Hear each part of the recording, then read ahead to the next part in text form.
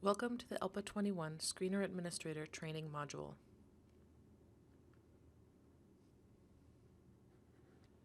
In this module, we will cover the use and purpose of the ELPA21 screener, as well as an overview of the changes and updates being implemented for the new school year. Temporary and SSIDs will also be touched on, but the bulk of this module will focus on the administration of the ELPA21 screener. By the end of this training, you will know the basic components and formats of the ELPA21 screener and understand the steps in administering this assessment. You will also know where to find resources that will help you or your team should questions arise.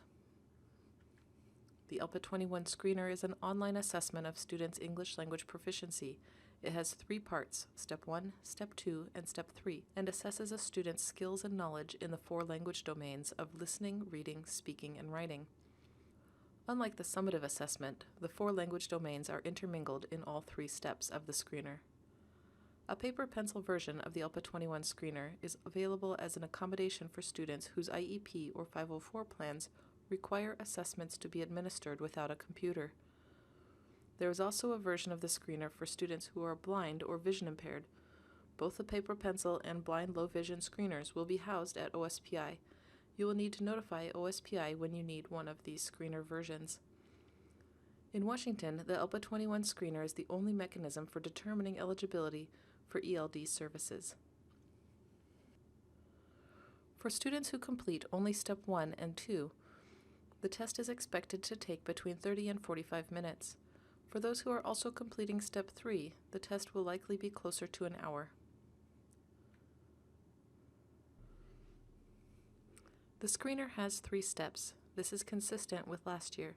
Step 1 is the portion of the screener that is used to introduce students to the item types and provide the TA with an opportunity to evaluate the student's ability to navigate the test items and use technology.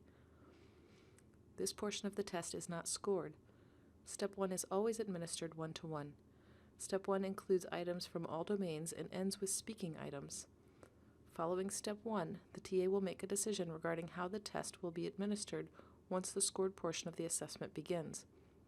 This assessment will require the TA to decide if the student will continue with one-to-one test administration or if the student has the technological skill to navigate the test independently. Step 2 is the start of the scored portion of the test experience. It will be broken into 2 sections. The first section consists of 4 speaking items and is administered one-to-one, and the second section, which includes the other 3 language domains and can be administered one-to-one or independently, depending on the student's ability to use technology and navigate the test. Step 2 is where the on-the-fly scoring items are presented. Students who are not on trajectory to score proficient will be exited from this test after Step 2. For those who are on a path to potentially score proficient, their testing session will continue to Step 3. Step 3 includes items from all domains and includes constructed response items that are scored centrally by a test vendor.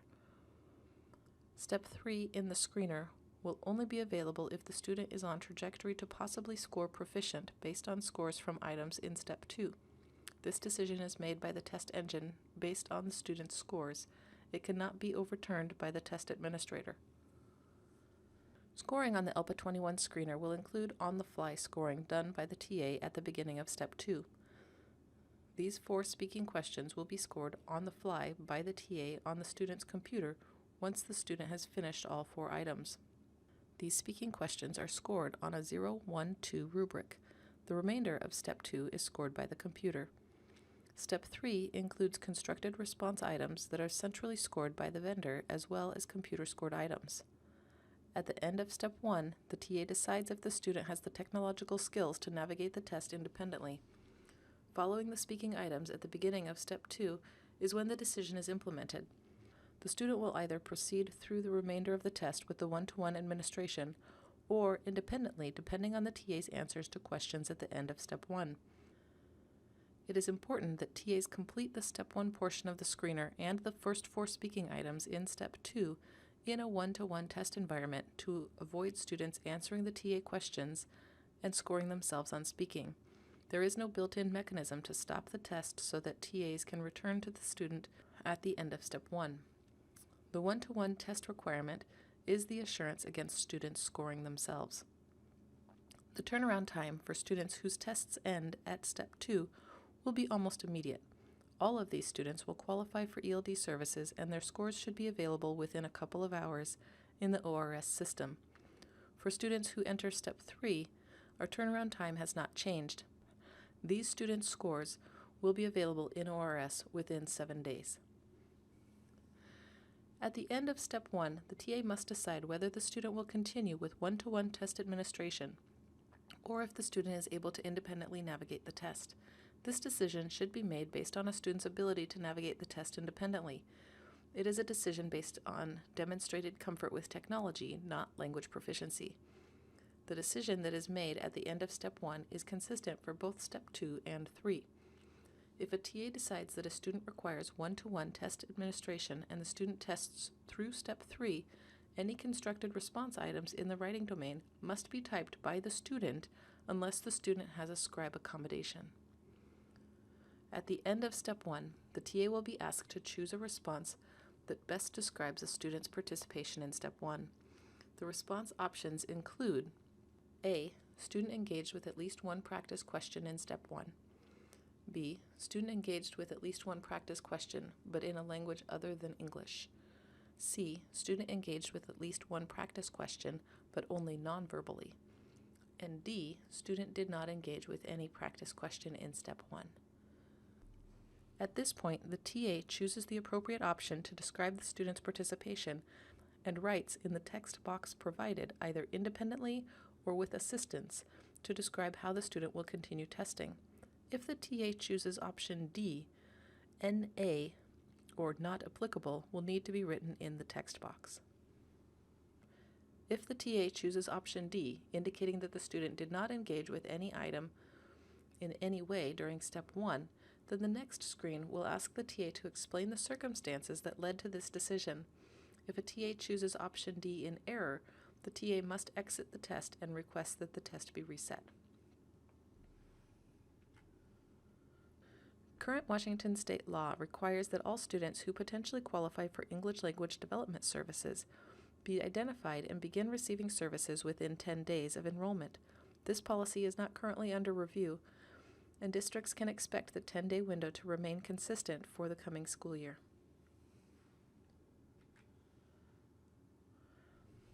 It will still likely be necessary to leverage the temporary ID system for screening tests. In order to access the screener, students must have some kind of identification number in the TIDE system. However, it is not necessary to connect this temporary ID to the eventual permanent SSID of the student. The information from the screener must be entered into CEDARS, but it does not need to be linked to the permanent student record in TIDE. For more information on adding records in TIDE or creating temporary SSIDs, please view the module on temporary SSIDs in the WCAP portal on the OSPI website. If your district would prefer to connect students' screener scores to their real SSID in AIR's platform, that SSID must be present in TIDE prior to sitting for the screener. This can be done by 1. Generating or retrieving an SSID for a student and leveraging WAMs to move a record to TIDE, or 2.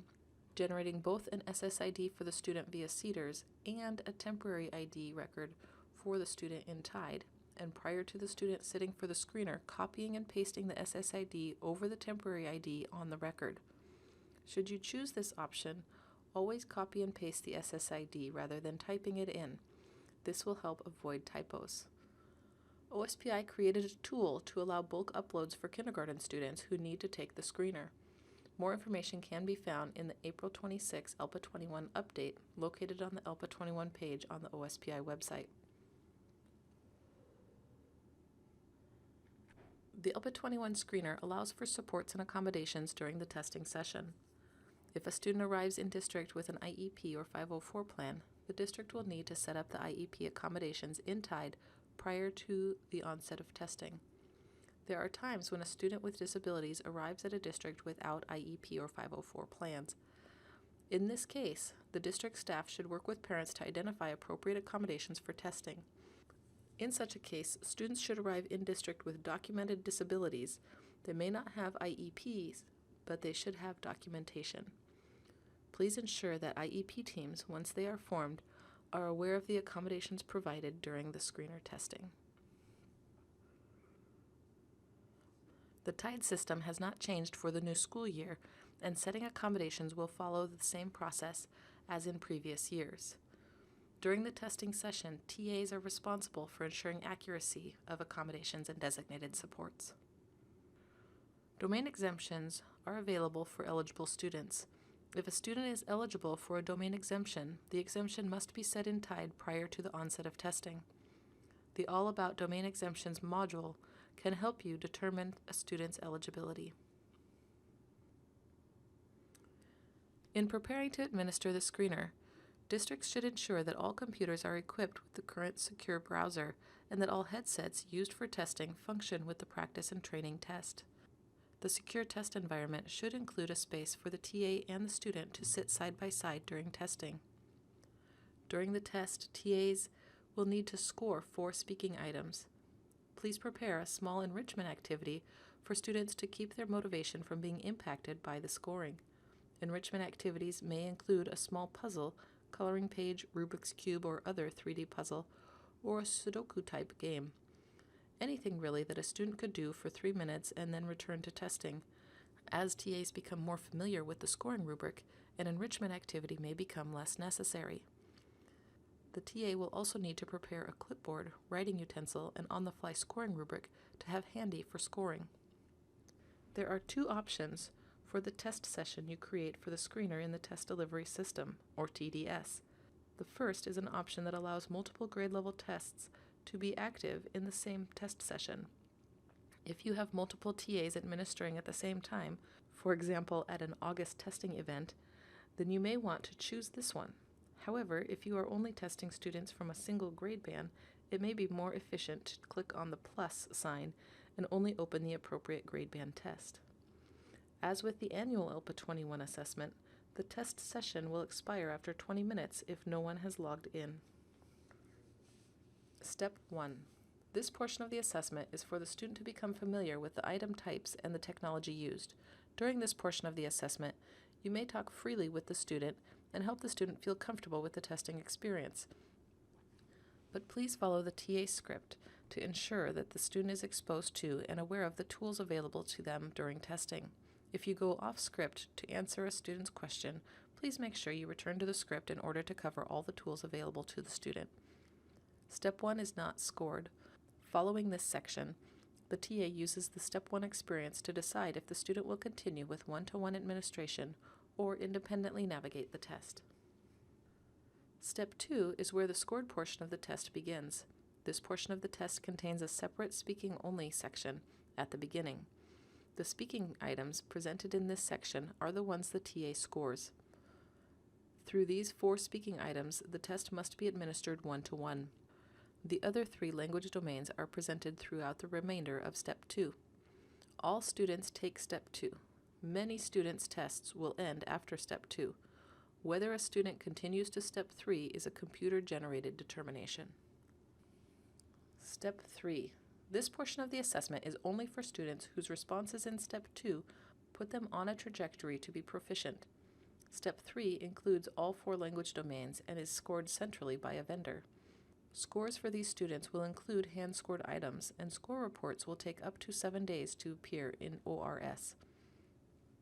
Please note, while the majority of students will follow this path of Step 2 scores leading to Step 3, students who have 1 or more domain exemptions will take both Step 2 and 3. This is because the individual domain items are rather few for each domain, and the scoring algorithm integrates items across domains. So to ensure a valid representation of a student's knowledge, those with domain exemptions take both Step 2 and 3 in the screener. Step 2 in the ELPA21 screener consists of 4 speaking items that will be scored by the TA. The test will open to the first operational task in Step 2, a speaking task of 4 items, and the student will respond to the items as presented. The student can re-record a response and review the recordings before finalizing them. A student cannot record, listen, and then extend a response. Clicking on the microphone button a second time will erase the original recording. The TA can help troubleshoot technology if there are issues with volume or clarity of the recording. The TA's primary purpose at this point is to score the speaking items. Many TAs may wish to take notes on the responses. The notes sheet at the end of the rubric is available for this purpose. When the student is satisfied with their responses, a screen will appear asking the student to pass the computer to the TA. Then the TA will get a screen on the student's computer in which scores for each of the 4 responses will be input. The TA can still click the back button to review the recordings. It is important that the TA listen to the recordings, as that is what the scores must be based on. Scoring at this point in the test is required. A TA cannot wait until the end of the test and come back to score this section. Once the TA submits the scores are final and cannot be changed. After the scores are submitted, the TA will get a screen indicating that it is time to return the computer to the student. Clicking Next on this screen will open the next item in Step 2 for the student. The audio will play automatically, so the headphones should be given back to the student before clicking Next. The rubric for the on-the-fly scoring is the same 0-1-2 rubric for all grades. Responses at the 2-point level are typically characterized by A, the student uses appropriate vocabulary that is relevant to the stimulus and effectively uses grammar and structures. Though the response may contain a few errors in usage, the student's meaning is clear. And B, the student effectively answers the prompt and the response is consistent with the stimulus. A response must meet all criteria to score 2 points.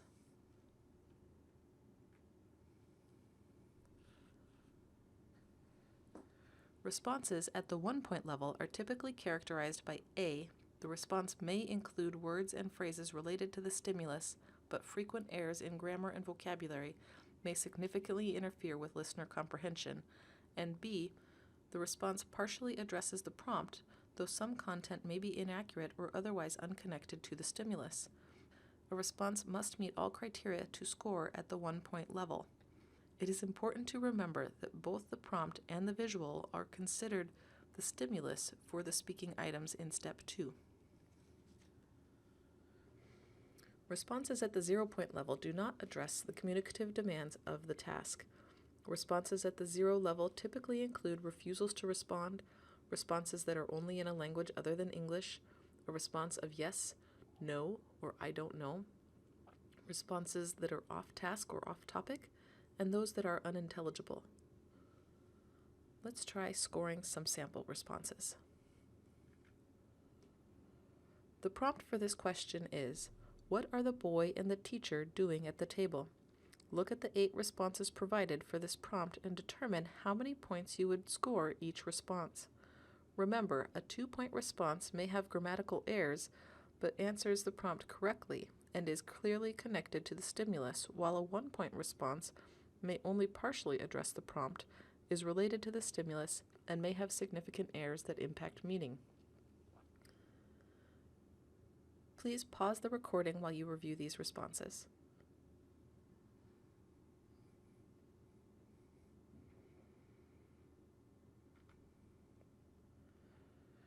The scores for each response are shown to the right. The answer, "they make a pattern," is an appropriate and accurate response to the prompt and meets all criteria at the 2-point level. Omocha to asobu is a Japanese phrase that describes the action of the girls on the carpet. The rubric states specifically that responses in a language other than English receive 0 points. Draw is a response that is related to the visual stimulus, but not to the specific question being asked. The student who is drawing or painting is not at the table. This response meets the criteria of level 1, but not level 2. The rubric states that the response may include words and phrases related to the stimulus. While the student described a different student's actions, the response was related to the stimulus and partially answered the prompt.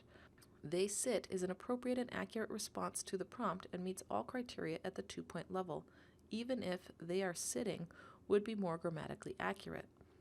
Build, blocks, and sitting are all appropriate and accurate responses to the prompt and meet all criteria at the 2-point level.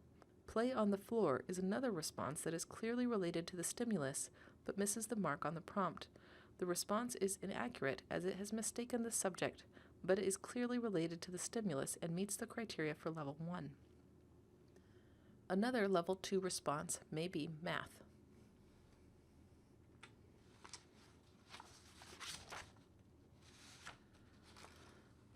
Let's try another example. The prompt for this item is, "Where are the girls?" Look at the 8 responses provided for this prompt and determine how many points you would score each response. Remember that we are trying to engage students in a speaking task. If they interpret the woman at the table as one of the girls, that's okay. The focus is on their speaking. Please pause the recording while you review these responses.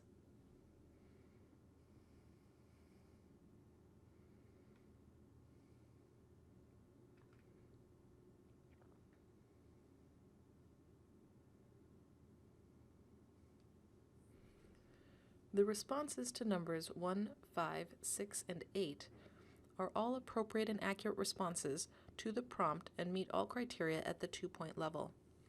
Response number 2, close, is unclear without a word or phrase to accompany it.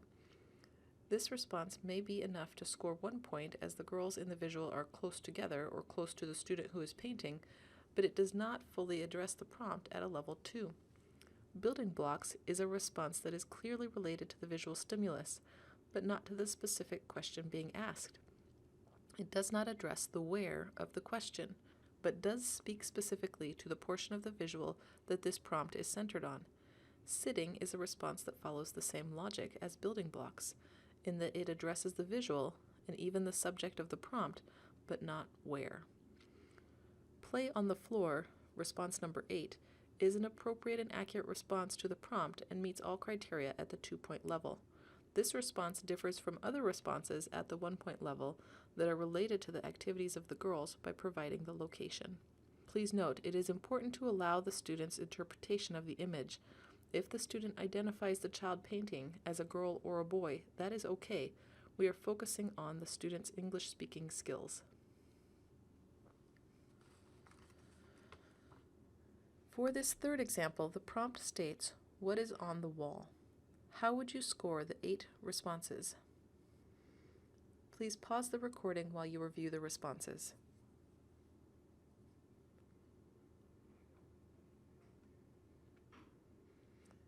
In these examples, number 3, no, and number 6, alone, are both responses at the 0-point level. No is specifically called out in the rubric at the 0-point level, and alone is not related to the prompt or the visual for this item. The responses for numbers 1, 2, 4, and 5 are all appropriate and accurate responses to the prompt and meet all criteria at the 2-point level. The remaining responses, purple and yellow, and shapes, are responses at the 1-point level. Purple and yellow is a response that describes one of the pictures on the wall and thus partially addresses the prompt, but does not meet all the criteria for 2 points. Shapes is a similar response to purple and yellow and would be insufficient for level 2, but is related to the prompt. This is the final practice round. Try these 8 responses to the prompt, "It's almost time for recess. What do you think will happen next?" Remember that the word next should be interpreted loosely and can refer to any future time that day. Please pause the recording while you review these responses.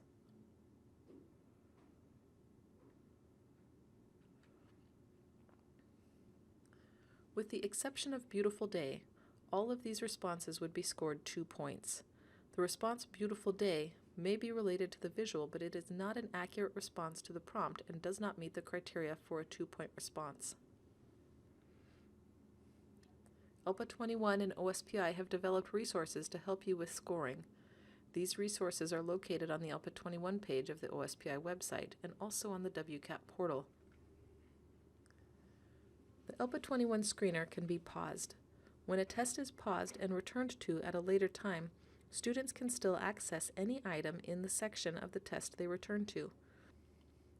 Please note, a paused screener is never automatically submitted. It must be ended either automatically at the end of Step 2 or by clicking End Test at the end of Step 3 in order for a score report to be generated. Please ensure that students' tests have been submitted if you are not finding scores in the online reporting system. A new policy was decided in July 2018 to accept ELPA21 scores from out of state. Washington does not accept any other tests for placement purposes, but ELPA21 scores from other states can be used to determine a student's placement in ELD services. To use out-of-state scores, the school report must be available as evidence of the student's scores. The scores must be from within the previous 12 months if placing a student in services. Screener or annual ELPA21 scores can be used to inform placement, but annual scores would typically be the priority. There are a number of vendor-developed modules that will help new TAs gain knowledge of the assessment system. These modules are available through the WCAP portal and can be accessed from the OSPI testing page. Upon completing this module, please continue to the site below to complete the short knowledge check.